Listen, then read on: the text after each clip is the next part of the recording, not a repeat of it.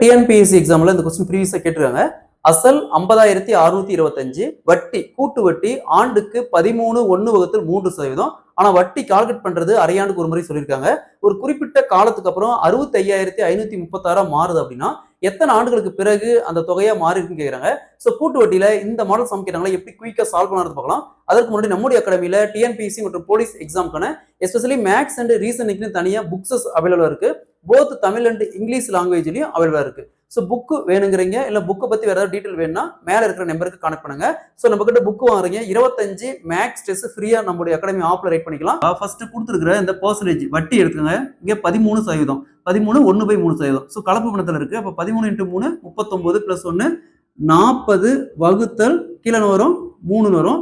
அப்போ வகுத்தலுக்கு என்ன பண்ணுவோம், கீழே 100 போடும். சதவீதத்துக்கு எப்பயுமே 100 போடும். அப்போ 300 மாறிடும். சரிங்களா?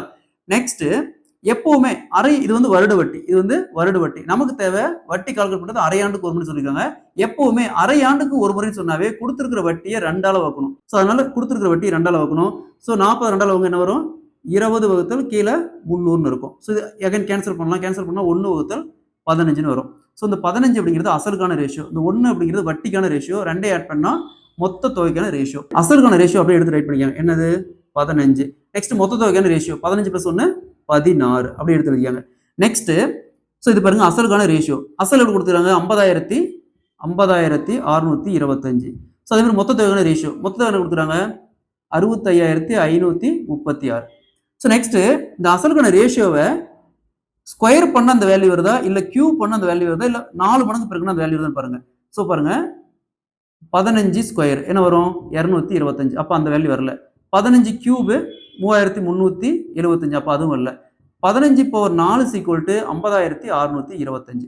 சோ அப்ப என்ன வரும், இந்த இடத்துல பவர்ல 15/4 வரும். சோ இந்த இடத்துல பவர்ல இங்க என்ன வேல்யூ வருதோ அதே வேல்யூ தான் இங்கேயுமே வரும். 14/4 14/4 போட்டீங்களா 65,536 வரும். இந்த 4 அப்படிங்கிறது இப்போ 4 அப்படிங்கிறது நம்ம முழு வட்டி ஆண்டு வட்டி முழு வட்டியை போட்டுருந்தா 4 வருடம் எழுதிக்கலாம். ஆனா நம்ம என்ன பண்ணிக்கிறோம், அரையாண்டுக்கு ஒரு முறையா வட்டியை கன்வெர்ட் பண்ணி தான் நம்ம வட்டி இங்க அப்ளை பண்ணிருக்கோம், இந்த வேல்யூக்கு அப்ளை பண்ணிருக்கோம். சோ அப்ப என்ன பண்ணோம், இப்ப 4 அப்படிங்கிறது எத்தனை அரையாண்டு, மொத்தம் 4 அரையாண்டு. அது 6 மாசம் 4 6 மாசம். அப்ப 4 6 மாசம் அப்படிங்கிறது எத்தனை வருஷம், 2 வருஷம். ஒரு அரையாண்டு அப்படிங்கிறது அது 2 அரையாண்டு அப்படிங்கிறது 1 வருஷம். அப்ப 4 அரையாண்டுக்கு அப்படிங்கிறது 2 வருஷம். சரி 24 மாசம். சோ அப்ப இந்த அசல் பாருங்க 50,625 13.1/3%த்துல 2 வருஷத்துக்கு அப்புறம் இந்த தொகையா மாறும்.